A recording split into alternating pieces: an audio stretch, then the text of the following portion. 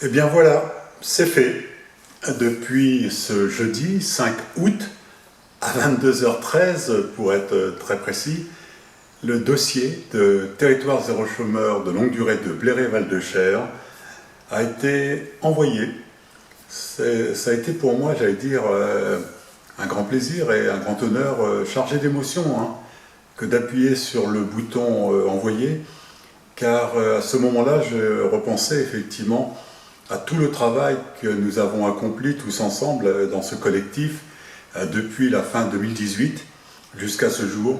Il y en a eu des réunions, il y en a eu des frottements d'idées, des oppositions, mais globalement ce collectif est aujourd'hui rodé et il est prêt à passer à l'étape suivante.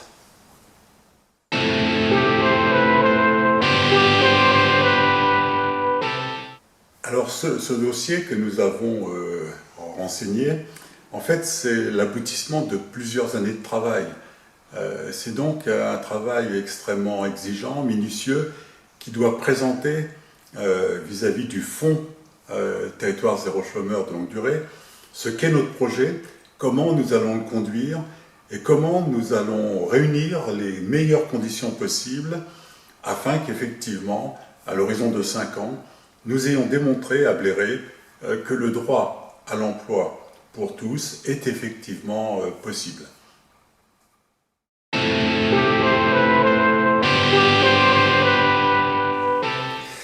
Alors quelles sont les prochaines étapes clés de notre chantier Territoire zéro chômeur de longue durée Bléré-Val-de-Cher?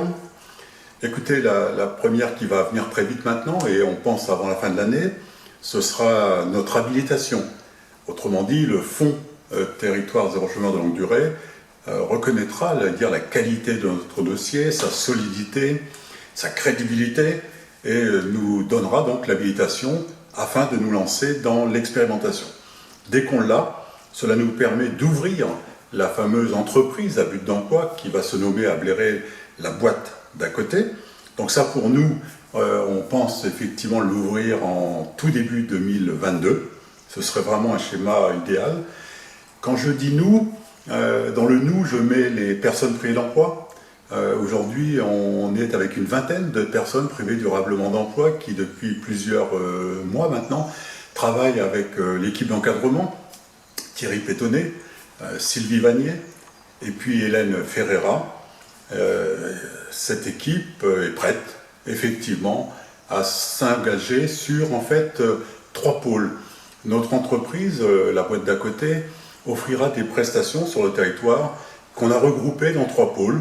Le pôle végétal, le pôle recyclerie et puis le pôle conciergerie territoriale.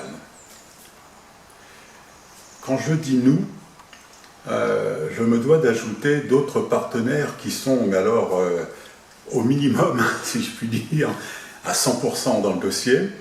Le maire de Bléré, naturellement, Fabien Nebel, avec son équipe, qui porte très fortement ce dossier, qui s'investissent beaucoup dedans. C'est important, c'est essentiel. Mais ils sont accompagnés par d'autres élus qui ont le même enthousiasme et une force d'engagement tout à fait nécessaire à la réussite de ce projet. Alors je pense à la communauté de communes avec son président Vincent Louot. Je pense encore à Vincent Louot, mais cette fois-ci avec sa responsabilité de conseiller départemental 37. Ensuite, nous avons le Pays de Loire-Touraine avec son président, Claude Courgeot, et puis son vice-président, Richard Châtelier, qui est membre d'ailleurs du comité local pour l'emploi. Vous avez également Jean-Patrick Gilles, vice-président de la région Centre-Val de Loire, qui est également un acteur impliqué, qui suit de près le dossier, qui s'engage. Et puis, effectivement, nous avons, alors il est conseiller municipal de Bléré et il est député de la circonscription, et il est également très impliqué dans le dossier. Il s'agit bien évidemment de Daniel Labaronne. Dernier personnage, j'espère que je n'en ai pas oublié, et que si c'était le cas, il ne m'en voudrait pas vraiment, c'est l'État. Nous avons, nous, sur notre secteur, un État très présent, qui déjà nous a aidé à obtenir par exemple une subvention sur un fonds de revitalisation. Et puis, il y a un engagement peut-être aussi très personnel et très fort et très puissant, très utile, très apprécié. Il s'agit du sous-préfet de Loches. Voilà, Philippe François, qui nous accompagne dans ce dossier en nous accordant du temps, de l'attention et en agissant, notamment en interface, à chaque fois que cela est utile. Voilà, donc les prochaines étapes, elles sont dans les mois qui viennent.